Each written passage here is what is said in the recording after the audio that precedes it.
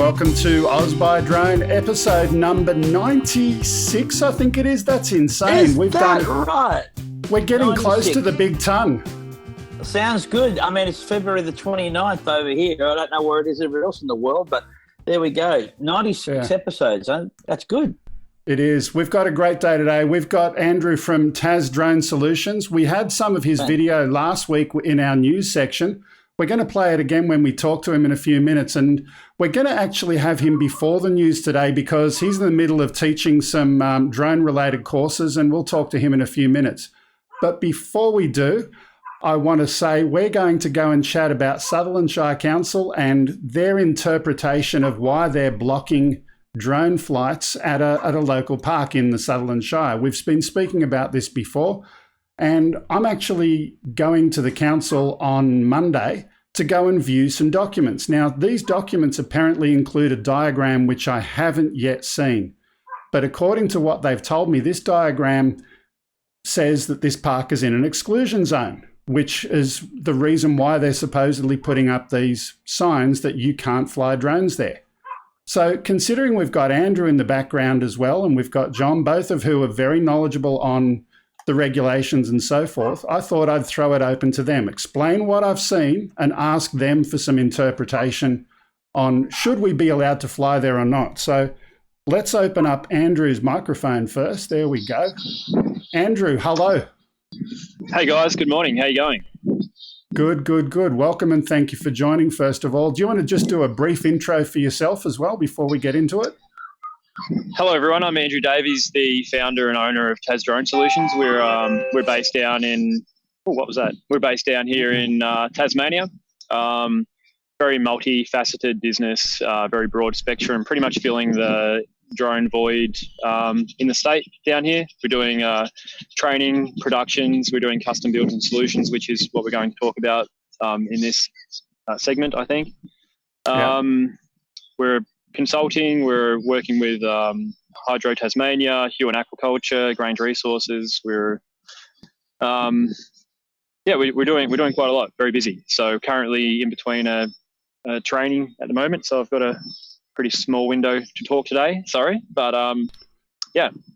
that's all good. So look, I'll briefly explain to you the problem. So we've got a local council here that's gone and put some signs up saying that people can't fly there. They've been flying there for years. This particular location is, pardon me, my producer's telling me to turn on some more lights. This location is one and only slope soaring site in this particular shire, and they're now saying, hey, we can't fly there.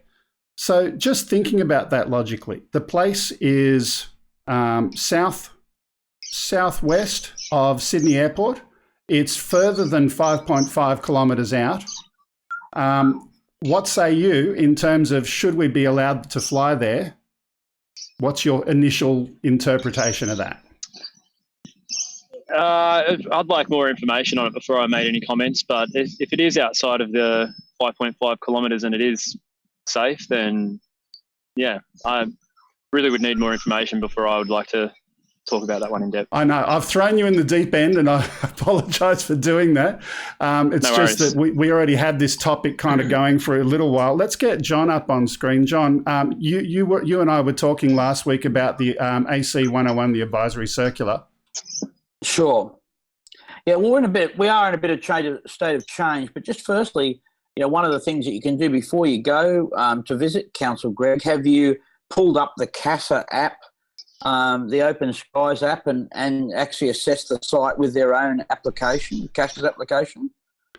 Because what you've got to establish here is... Do you think I would not have done that? Do you think I would not have done that, John? No, I knew you've done that, but I'm just leading you onto the question. But see, what you've got to establish is there's two entities here you're dealing with. You're either dealing with CASA or you're dealing with the council. If CASA have no reason for you not to be able to fly there at all, and the air... the wonders of the internet in Australia again. John hasn't yet changed over to NBN, but let's bring me back up on screen for a minute while he unfreezes. where I think John was going with that, CASA have got their ability to go and say you can't fly there, and council have jurisdiction over the land and can say you can't take off from the land, which we've all discussed before. But I think they're actually going a little bit further. They're actually saying you can't fly there, or at least they're trying to do that. So the council is actually saying they're in receipt of a diagram, and I'm not 100% sure if it was from CASA or from Sydney Airport Corporation Limited. I do know that CASA initially told me they have not discussed this with council, but I understand Sydney Airport did have discussions with them. I haven't yet seen the diagram, but what I'm guessing is about to happen is we're going to see a bow tie diagram of the runway approach path, which extends further than 5.5 kilometres, and they've got an angle, I know, that goes out from that runway. So tell me about what you understand while we're waiting for John to come back about that AC 101 kind of thing. What is it, the application of that to recreational flyers as opposed to non-REPL flyers? Let's start with that. And again, I'm sorry for putting you on the spot. I'm sorry. Yeah, totally. I'm sorry, man. Like I get it. And, it's a good open topic to have, but it's just not something I'm really in a position to be able to discuss at the moment. Sorry. Yeah. But look, I definitely threw you in the deep end. I was going to have the discussion mainly with John, but when he phrased, I thought I'd take the opportunity. We'll wait and see if he comes back, but sure. We'd definitely love to, but yeah, just not at the moment. Sorry. Okay. So look, let's then continue with what we were going to have a chat to you about originally. So last week we played a video, and this is video number 2, the guest video. If my producer could throw that on the screen now, and we'll talk over the top of that. Okay. So over here we see this is where your business has been out and about, going and getting into weed spraying. You know, it's something that's been happening before, but what's different about your weed spraying? You know, are you the only company in Tasmania? Tell me about the approval process to make that happen. So we've been working with the Department of Primary Industries for the last 2.5 years to get drone chemical application approval or aerial application approval. So there's the only existing applications that you can use at the moment are ground-based, so, you know, from a boom on a motorbike or from a truck or a tractor or something like that, or if it's an aerial application, it's either from a helicopter or a light aircraft or something. So we had to work closely with the Department of Primary Industries to get a permit and accreditation to be able to use a drone. It's still a work in progress, but we've got that over the line. So we're the first company in Tasmania that can actually apply chemicals from a drone. And then we also had the customer. Yeah. I got a quick question. So you're talking about Department of Primary Industries. So to apply it from non-ground base, you have to have a permit from them in Australia? Yep. Every state, same. And then they go to the APVMA. So they're the body that the DPIPWE, their regulations go through as well. So each state's different at the moment. So we have ACUO and AAUS both have boards they've put together to bring a unified voice to the country on aerial chemical application from drones. Because at the moment it's still pretty open. So I think this year is going to be really big for the chemical application side of things with regulation for drones. Is there much happening in other states that you're aware of at the moment? Yeah, there's quite a lot in New South Wales. So New South Wales, they have a permit that you can just go to the DPIPWE there or their chemical application regulation body, and you can get a permit. So it's not. Tasmania is very stringent.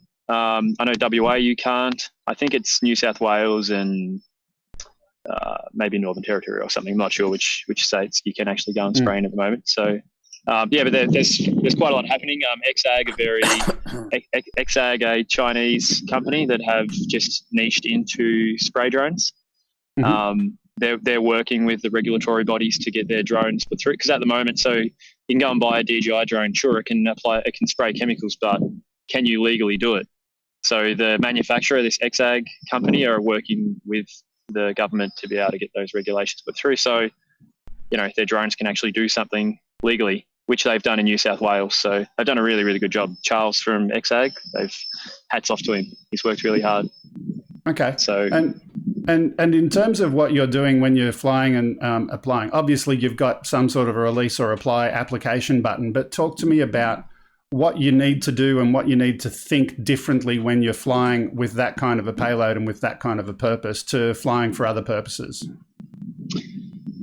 So in the specific works that we've been niching into, so spraying the dam walls for Hydro Tasmania, which is what got me down this path, was we're spraying vertical surfaces and we're spot spraying target weeds. So the process for me, like in that video, is first we'll diagnose, we'll go in and we'll take photos of the weeds, and then we'll send them through to an agronomist, and an agronomist will assess them, tell us what chemicals that are safe to apply for that weed and what quantities you need to apply. So you need to do chemical application, you need to take into consideration not only the wind for the flight of the drone, but you need to take into consideration the wind, the temperature, the humidity, all those conditions to be able to actually apply the chemicals safely. So there's no drift.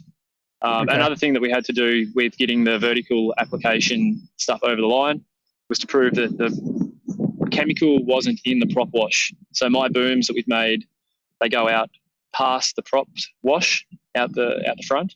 So there's no chance of it getting caught in that bubble and causing any drift. So we're flying 500 mil off the wall pretty much all day. You do like an 8-hour day, so you're constantly looking in your screen and you're cross-referencing your distance from the wall from your screen, and then looking at the drone with visual line of sight as well. So that's a pretty tricky thing to do. I reckon drone races will probably be the next lot of pilots that'll be getting jobs if they want to get their licenses one day. But so there's the bigger drones don't really bring harder controls. They're as simple to control as like a Phantom 4 or a Mavic. They're a bit slower, not as receptive, but they're super robust. I've flown the spray drone in 50, 60 km/h gusts, and it's held up fine. So, but you wouldn't be applying chemicals in that kind of conditions though, because then you'd have a lot of drift. So you're only flying when it's really good weather and it's safe to do so. And John, do you have any questions as well? Oops, I think you're muted, John. Yeah, there we go. I followed that story with interest and saw some great footage of you guys getting over that milestone and being able to spray down there. Again, it's one of those things, the dirty, dull and dangerous jobs being done by a UAV, which is fantastic. And you can imagine there would be some dangerous moments climbing down the wall with and the abseiling kind of thing.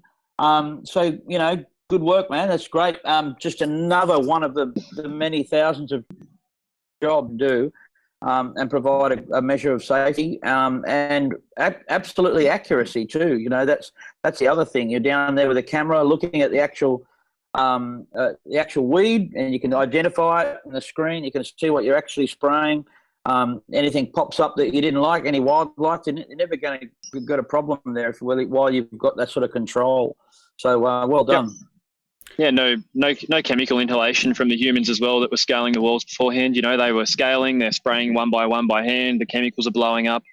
The rock faces are really dangerous as well. Like the one that the ABC interview was done at Sathana Dam. It's a 100-meter rock wall vertical face. They used to high-ab the guys off the edge of the wall with a 20-ton high-ab and drop them down 100 meters with a rope and to the bottom of the wall to be able to spray without touching any rocks. So there's some really, really extreme dangerous cases that it's this application's really, really helping. So even the contractors that have been doing it for years are just super happy to have this come in as well, because it's just not somewhere you want to put guys, and it's not somewhere where people want to work generally as well. Like if you're a sprayer, if you're a dude who sprays chemicals full time, or you're normally doing, roadsides and around buildings, and, you'd rather sit in the ute with a boom hanging off the side than scaling down a 100-meter wall off a off a crane. So it's it's really, and we did Reese Dam a couple of weeks ago. Reese Dam's when it was built was the largest rock face dam wall in the Southern Hemisphere. I think it still is one of the biggest. It used to take them a couple of weeks, a crew of around 8 people. So they'd have to block the roads off. They would have to scale, 2 guys scaling the wall and 2 guys at the top monitoring their ropes. I did the whole wall, everything spillway in 4 days by myself, just putting a few cones along the edge of the road and flying. So. Yeah. I got one more quick question from you, which came from a comment that was just on the screen a moment ago. Weed control like this will hopefully help in bushfires as well. Do you think there's any applicability in terms of vegetation control rather than spot control? What do you think? Has anyone spoken to you about that? Yeah, definitely. Yeah, getting a lot of different cool ideas coming from around the country. So I know there are providers that are looking into, there's a certain foam that you can put on roofs. I'm not sure exactly what it is, but they're looking at using, because we're only running about 10 kilo, so 10 litre payload at the moment. Once that gets up, there'll be more applicable use cases for it, I think, in firefighting. But at the moment, one really cool idea is, spraying roofs. So solar panels get really hot, obviously. So if you could go in and you could wet down solar panels with the foam with the drone beforehand, rather than scaling up on the roof and doing it, doing around your gutters and all that sort of stuff. There would be good use cases for that, and there are companies that are looking into doing that as well. So apparently if your solar panels still drawing a lot of energy in during a fire, then that's more target points that can go in your house as well. So sure. A good one there. Yep. One more quick one for you. I don't want to keep you too long because you're in the middle of your workday over there today. So tell me, can you turn your camera around and show me what's happening with you? You've got a training course. Have you got any people with birds in the air at the moment? Other than the audible birds squeaking and squawking over there? The beautiful Tasmanian birds. Yeah, so we've got some guys flying here in the background. Okay. They're just working on so we have working on 5 hours of practical flight time over the weekend. And they're starting to, sorry about the tilt. Yeah. That's all right. They're just starting out. So. Okay. And open question to you. Any other comments that you want to talk about what your business is doing over there that you can just share with our audience today? So obviously you're doing the weed spraying, weed control, you're doing some training over there. Anything else you want to share while we've got you here today? Yeah, definitely. We've got some really exciting stuff coming up. We've proven feasibility pollinating indoor crops with drones. We're just going into the next round of trying to get funding to get that one up and running. So in Tasmania, we can't use bees for pollinating indoors. So to pollinate, you need to create friction on a plant. So we've built drones, and the vision is to have a swarm of drones launching in an internal greenhouse, inside in a greenhouse, and then they're flying up and down the rows and they're pollinating the crops. So that's a really big one. We're building a custom drone at the moment for a mining company to put heavy objects onto wall faces for them where they can't put boots on ground. So there's been some accidents down here in the last few years, which you have probably seen over the news. So they want to really try and take humans out of risky scenarios. So that's another one. We've proven feasibility on that as well. So that'll be another one that'll be coming up this year. We've got some exciting custom jobs that we're doing. So also going to the AAUS awards or the thingy in the end of March, I think. So we've been nominated in under 35 something next gen or something with those, and the spraying works has been. I'm going to talk about the spray works for half an hour at the AAUS thing in Canberra as well. So, well, you'll definitely see John there. Any last words, John, before we say goodbye to Andrew? No, it's great, mate. Good luck with it.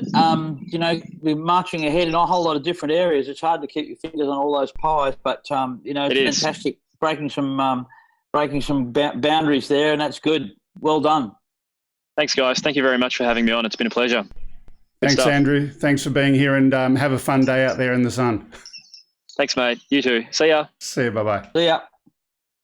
So that was cool. That was good to have him in here as our guest today. Apologies that we've kind of flipped the show around a little bit, but he obviously had limited time and needed to get back to his guests. So, yeah, it was cool. Yeah, that's a lot of stuff. The companies these days find it a struggle just to do the training side of things, but to be moving ahead in all those other areas, they've got to be busy. and certainly building as well. So good on them. That we should keep an eye on that lot. See how they're going. Definitely. He's got a lot of fingers in a lot of pies there. Let me get back to the original question, and he didn't want to comment on the Sutherland Shire Council question when your internet dropped out without having a chance to go and look it up. But you've got the advantage of having advisory circulars there in front of you. What's the applicability of them to a non-REPL REOC pilot? Let's start with that one. Well, the first thing you've got to separate is that, Greg, what is the problem here with is it a council problem or a CASA problem? For a start, if you've satisfied the CASA regulations, then after that, it's a council problem. If for any reason at all you're not legally allowed to fly there for CASA regulations, then the game's over. You know, you won't have that. So I know that you've done the homework already, and you're able to fly there. The airspace is okay. So when it comes down to a council problem, I liken it to walking your dog. Councils put signs up in their park saying that you can't have your dog unleashed at this park, or you can have a leash, or no dogs at all. They administer how their land use will be used, not the airspace. Of course, if your dog could fly and unleashed, it would be an interesting court case. But theoretically, on a park where there was no leashed dogs or no dogs allowed, as long as your dog could fly, it could happily use the airspace above the park. But however, if it landed on the park, you'd have a problem, wouldn't you? And that's exactly this problem we're dealing with. So you're suggesting for dog recreation to go and walk your dog and let him go and do his business, we can now have harnesses below drones, and they're able to go to those parks that they couldn't otherwise go to. That is the defining thing that the council have not here, is that the airspace is not regulated by the council, but the land use is. So let me be specific. If you take off from their land, then you do face a problem, because they have control of what the land is used for. Mind you, if you use a road or you use a private property adjacent to the park, then there's no problem with that. You can use the airspace over the park. So we're still seeing a whole lot of, things here that haven't been tested in court, if you like. Let me share just before you go on. So just out of interest, right? So council has a sign. The sign has got a circle, a slash, and a picture of a drone. That's it. And they're claiming that this is under the Local Government Act, which allows them to go and specify things that you cannot do with regard to council land. They're not saying you can't control a drone from council land. They're not saying you can't take off from council land. They've just got a pictogram with no further regulations or legislation behind it. Yeah, that's it. And look, they can pretty much put that sign up if they want. They've got to test it though. You know what I mean? So and again, going back to the dog analogy, if you've got a sign there that says no dogs on a park, and you take your dog onto the park, you can expect to get a council fine. You could go and if you were to go to court and say that, look, I'm blind, this is a guide dog that I'm using, I have, I should be given some consideration here. You may have a reason to do it. Now, I'm stretching the bow here a little bit, but I want you to think, though, about councils put signs up for all sorts of things, and CASA recently have tried to regulate that by asking councils not to just put up a sign like that, but to apply for a sign and to actually have it registered so that they know too. Because at the moment, CASA just see a huge nightmare coming up where people are going to be calling CASA and saying, people are flying here and they're not allowed to. And CASA says, well, the airspace is fine. They haven't sorted this out yet, and they're trying to. Yeah. So you're in the middle of that fight at the moment. The thing you've got to do, mate, is fly. Yeah, absolutely agree with you. Agree with you 100%. Anyway, let's move on for a couple of minutes. So a couple of things. First of all, thank you to Wayne King. I don't know if the super chat came up on the screen before, but I just went and put my chat dashboard up so I could have a look. Thank you, Wayne. Appreciate it very, very much. And yeah, it helps keep the show happening each and every week. Service drones for the blind is what Thunderbird is suggesting we need to do should we ever have that problem. Now there you go. That's an idea that I wouldn't throw away and laugh at right away. You know, I'm telling you, if a UAV can fly autonomously, and you were tethered to it, a person without sight was tethered to it, why couldn't the aircraft lead you across the road? No, I'm not laughing. I'm telling you, there is the potential for that. A robotic dog. I think you're leading us all astray. No, I'm not leading you astray. I mean, once upon a time, someone has said, we're going to train this dog to look after you, and these days we accept that. Sometime in the future. Well, that's right. I mean, obviously, sensor technology, and think about this, obstacle avoidance is a fantastic technology that can be used for sightless people, where they could wear a hat or a helmet with, your DJI style obstacle avoidance that beeps. What a great thing, But anyway, I leave it there because we could go down that path too far today. Yeah, I just saw something funny. I got my first ever super sticker from Mel, and it comes in with a really pretty animated graphic that you see on YouTube, but in the text thing that Lloydie put up, I'll see if I can throw it back up again. Super chat from 400 AGL, pair character stretching his arm forward and raising his thumbs up. a textual description of that. Anyway. I had to get your attention somehow. Well, you are actually live to air again, Lloyd. I just thought I'd not tell you again.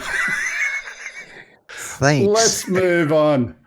By the way, guys, Lloyd, normally we haven't had him his mic hot before, and last week we did that, and he wasn't aware of it. And normally he gives funny comments to John in the background, supposedly, and poking him, but no poking the bear today.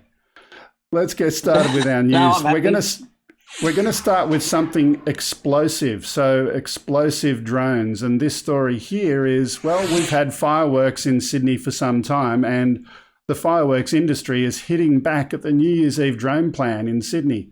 The greatest show on earth is going to, they say, lose its sparkle if a plan goes ahead to replace Sydney's New Year's Eve fireworks with a drone light show.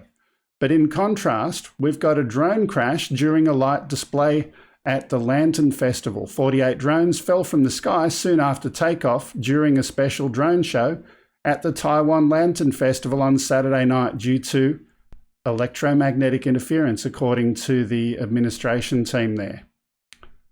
So, drones for Sydney Harbour, yay or nay? Safety thoughts, concerns when you've got boats underneath and you're a boater? What do you reckon? And I think it's a great idea.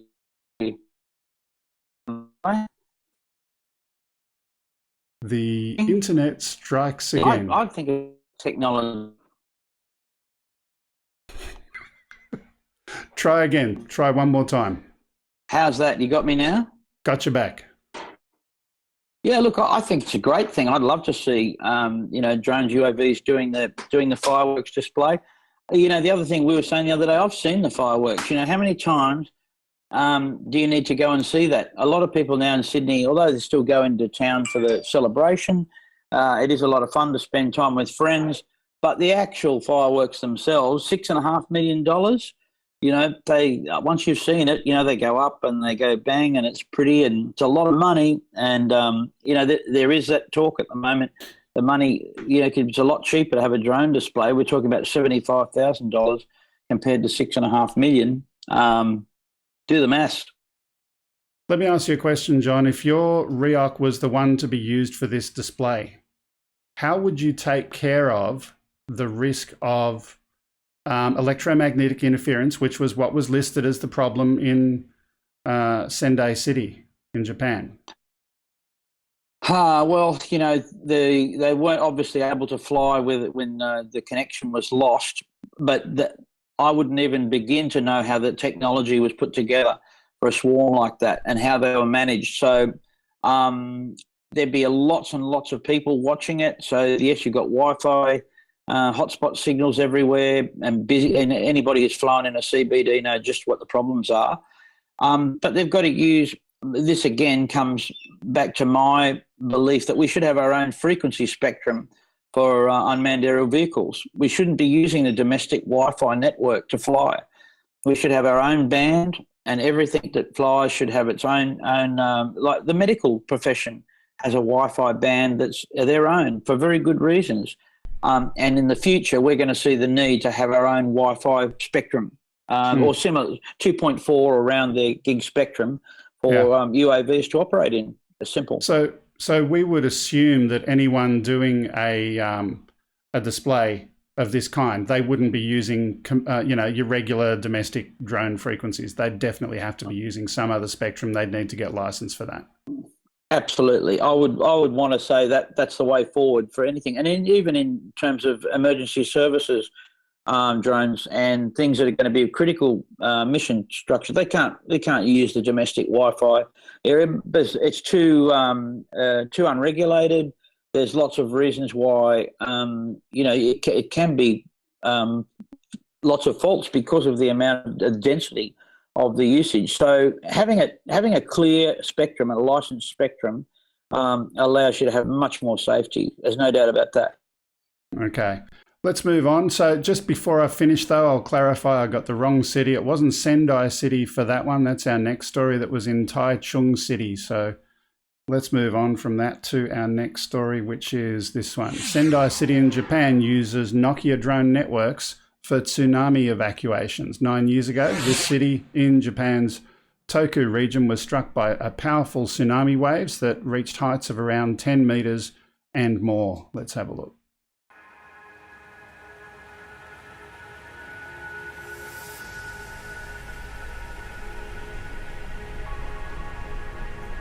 震災当時ですね、我々はあるポンプ室の建物の地下にいまして、そこから震災当時の揺れというものがですね、今まで全然経験したことのない建物やその他の揺れの状況がですね、現実のものとはちょっと感じられないくらいの衝撃でした。管理棟に避難しまして、およそ40分後ぐらいに津波の襲来を建物の屋上から皆で見ていた状態になりました。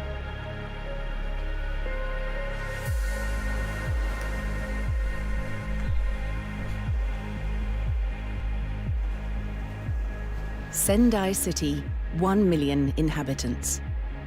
On March 11th, 2011, tsunami waves as high as 10 meters hit the city's shore, reaching 5 kilometers inland. While the city's response system had triggered an evacuation alert, thousands would still die. As part of its preparations for any future disaster scenarios, Sendai City is now deploying connected drone technology from Nokia. やはり災害において So I'll just turn that down there. So ultimately, we've seen before the DJI Enterprise drone with its loudspeaker attached. Ultimately, they're looking at something similar to that, but they're also adding into the mix autonomy. They're also adding into the mix the ability to do reconnaissance and using their camera to go and find people who need rescuing after an event of this type. They've got thermal cameras on board as well, and I think it's yet another really good use of drone technology to help people. Will help in two ways. First is the alarm. Yeah, there's nothing really new here in terms of getting airborne when you've got a ground disaster like that. The first thing we usually get in the air, and that's any help at all, is helicopters. And once you can't move on the ground at all, this is going to be a great way to do all sorts of rescue services and infrastructure management, in terms of being in the air. Eyes in the sky. Lots of them. Absolutely. Lots of them indeed. Okay, we'll leave that story there. And moving on to our next one now, we're going to talk about... Now, I don't have Ken Heron's library of sounds, but the story of this one relates to the Jetsons. And according to the Air Force, it is time to make the Jetsons real. And this was published in Popular Mechanics. According to the article over here, the Air Force is saying they want to exploit development of air taxis to field a new vehicle for themselves. The Air Force's taxi would ferry airmen and equipment short distances without the need of helicopters or larger vehicles. The vehicle fits in neatly with the service's new strategy of dispersing fighters and other craft to regional airports away from missile attacking air bases. So the Jetsons in the Air Force. Nice VTOL looking aircraft there in the picture that we saw in the article. Do you think it'll happen?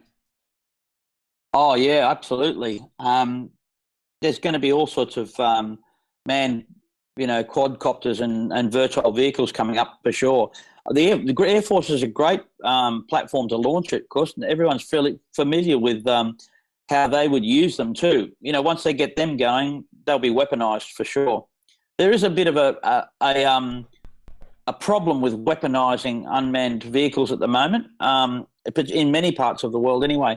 In Australia, we're 10 years away from weaponizing any kind of drone for the Air Force. Of course, America has made that plunge, but there are a lot of ethical problems with getting that over the line in many countries. Okay. So let's move on from that one to our next one. This one is to do with drone radar. So detect and avoid things that are nearby to you. We've all heard about those kind of things. This one here is looking at an invention from the Navy. They're using tiny microphones literally on the propeller of their drone. So 2 US Navy scientists have invented this passive onboard collision avoidance system for small drones using the microphone, and there's a second microphone attached on the actual hull of the aircraft so that it can use that to filter out the ambient noise. And then they're going to essentially be treating the noise coming from the propellers, knowing where they're rotating and where their positions are, as a kind of a radar scope to understand what's around it. Wow. I've never heard of anything like that. Neither had I, and I saw that story and I thought you'd definitely geek out on it. That's incredible. I mean, noise cancelling technology, you can moving the ambient noise, but to use it for proximity stuff is just, wow, where did that come from? That's thinking right outside the box. Yeah. Lloyd, if you get a moment in the background, if you could get the actual full link to that. The article comes from techlinkcenter.org, but we'll put the full link up in the chat for people to go and have a read of that story in full. As we move on from there, we've only got a few more today. Next one. This one is Darkfest. This is a video of a drone's view at Darkfest 2020 after checking out all of the unseen racing drone footage from Rents and FPV. They just had to put it together for another edit for everyone to enjoy, and it's absolutely awesome, and I absolutely had to put it up. Let's have a look.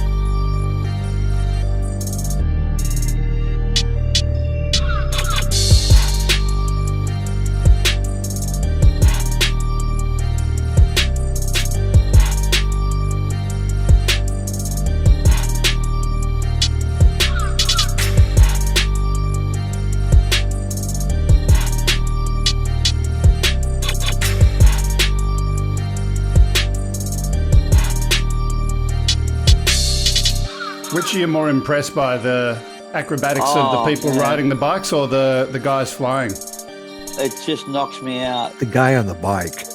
Oh yeah, look at that. Oh. What a shot though too, Like, let's be realistic. The guy who's flying the quad there, he's not about to break his neck. That's amazing. Even I can fly a drone, but I can't ride a bicycle like that. No, man. I can't fly a drone like that either, but still. Well, look, you can ride a bike like that. It's just how you land that's another question. That's the Which problem. which one would you give a go?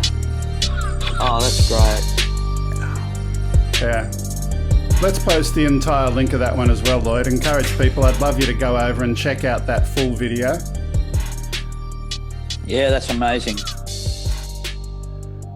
Now, something that's been pretty topical in the news recently, of course, is the coronavirus and Wuhan and all of that. So let's add to the intrigue and have a look at it ourselves. I don't know if people have seen this particular video, but this is drone footage of Wuhan.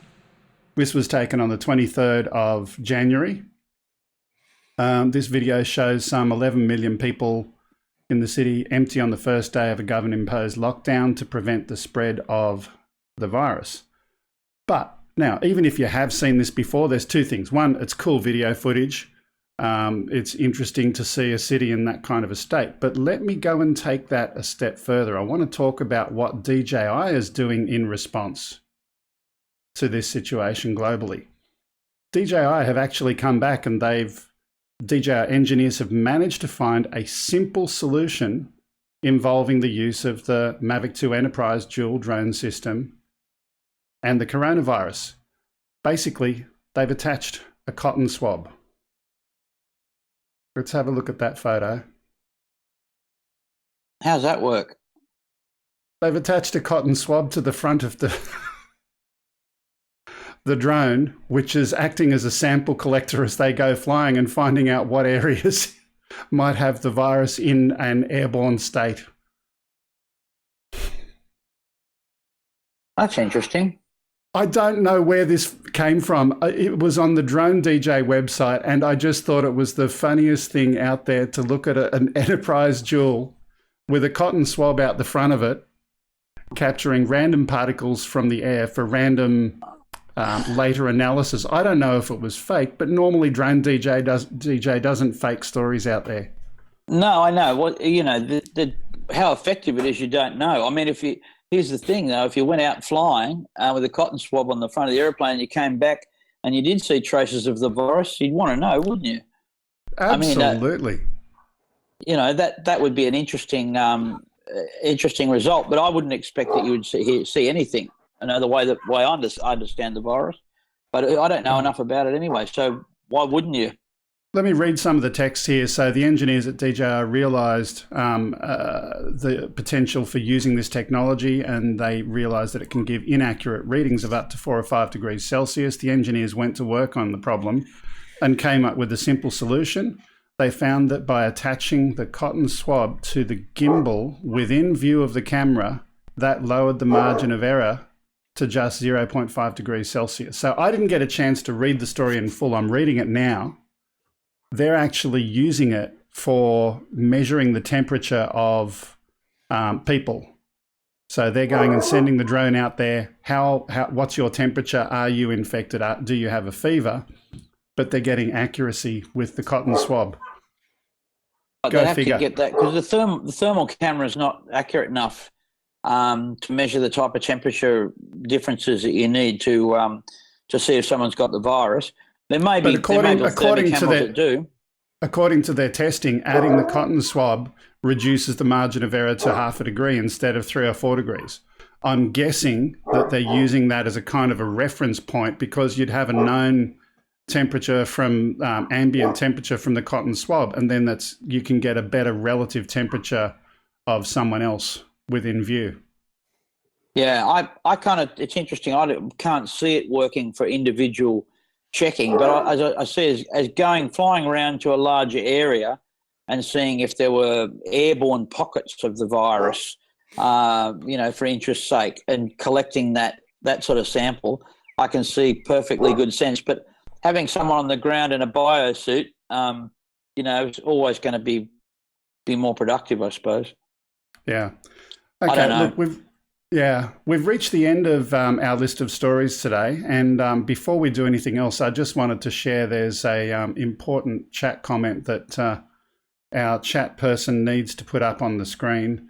the top talker last week, also the big mouth, the grumpy vlogger. Congratulations, Mr. Grumpy, for being the biggest big mouth last week in the chat room.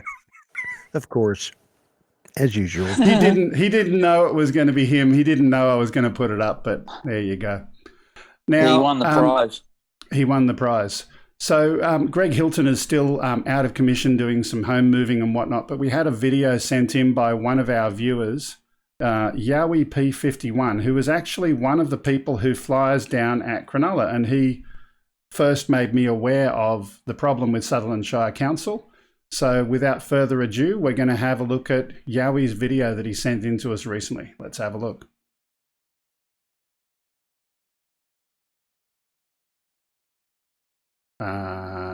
No, that's the guest video. Wrong video. Take two.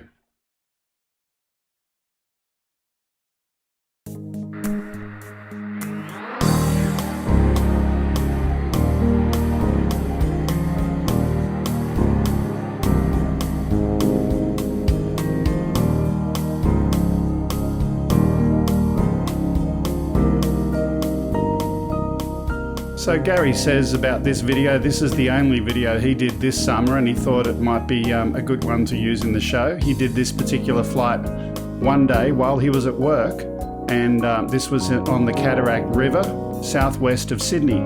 And this was one day when there was a break in the smoke haze from the bushfires.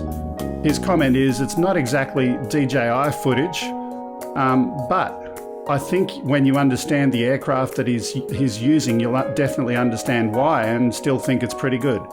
This, he says, was the best he could do with a little Bugs FPV racing drone that was found crashed on a building site, which was obviously a flyaway drone from somewhere. New props and a few new bits and pieces, and he had it flying again. This particular video was shot with a Runcam 2 under the aircraft.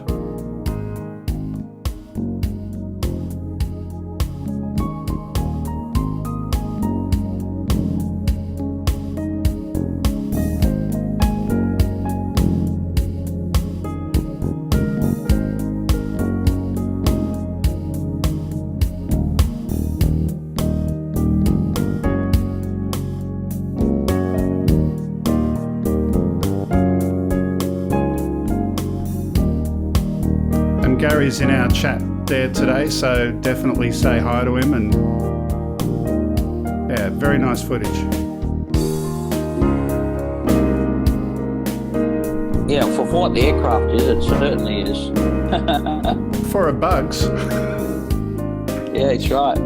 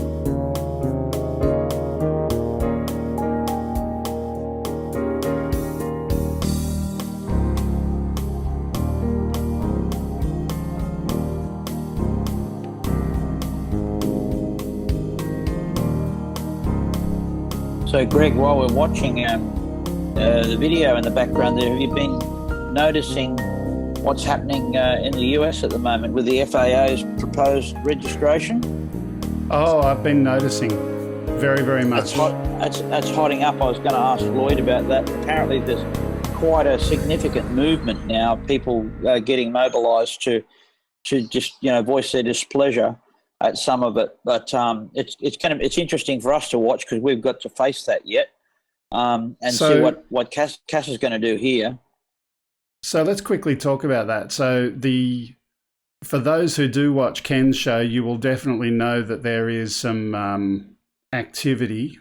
Ken has got a T-shirt that he's selling at the moment, talking about the FAA headquarters and how that they're going to the FAA headquarters.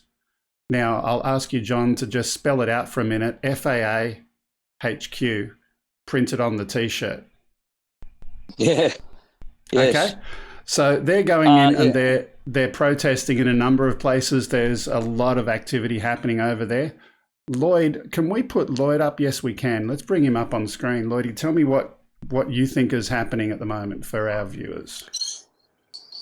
Well, my dogs are barking as usual. Well, the way it's looking right now, it looks like they've already got it written and they're just waiting to implement it. But they tossed us a bone. They said we had till like the 3rd of March, I think, to go in and leave comments. So, but yeah, I don't know. It all comes down to the fact that these airspaces are going to be given to people like UPS, Amazon, and stuff like that. And the rest of us will probably be left, unfortunately, probably having to fly our drones illegal. Yeah. I mean, there's a lot of people I know that are talking about flying without following some of these processes and procedures. But as time goes on, newer photography drones are going to have those kind of things, no choice about the matter. So, that is what it is. By the way, I just saw a pop-up. Ken's going live, so I probably should finish soon because everyone's going to disappear and go over and watch him. But anyway, I was just checking for that. Let me just say... I'm going too. March 2nd, Monday. Let me just say before we go, the DJI implementation of what they're doing with their remote ID system, I'm unhappy with that. We've spoken about that a number of times before. Couple of quick points. Number one, you shouldn't disclose the pilot's location to the general public. It's none of their business. Number two, the aircraft that's in the air, if you need to have that to, make sure that any nefarious flyers are able to be identified and so on, sure, make that visible within a certain target area. But number three, only if you can guarantee that the ID of the flyer cannot be spoofed or falsified or forged in any way, shape or form. If you can't do those three things, I don't think it should be done at all. That's my opinion, and I'm sticking to it. Well, we'll see. I don't think our opinions are going to make a lot of difference in the end when this comes up. I think it's going to be a done deal. Yeah.